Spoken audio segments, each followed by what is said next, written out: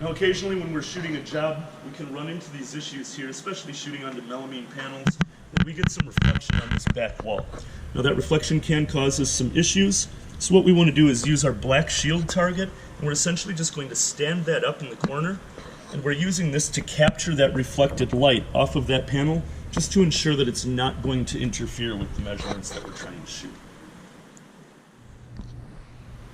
Lastly, we're going to cover these rolls of green dots that come with your kit.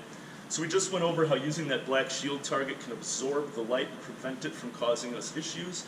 On the other end of that spectrum, occasionally we're going to run into cabinet bases that are so dark, when we go to the outside and we try to get a glancing shot on these, you will occasionally get an error message saying that there was a problem taking that measurement.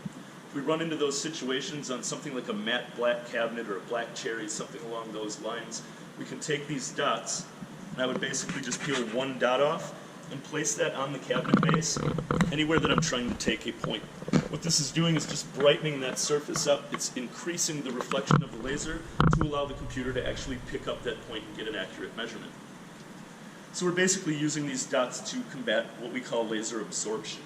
Another issue that we would have with absorption would be if we're shooting, again, a remodel job where we've got a full height splash here, or maybe a full wall of tile here that we need to try to template. Anytime we're shooting onto existing stone or existing tile, we again want to make sure that we're using these dots. The issue with shooting onto those two surfaces is twofold. One, it's generally an extremely reflective surface, and that can cause us some issues. The second is that shooting onto stone, these stones that we use a lot of times have transparent minerals, and quartz would be a great example.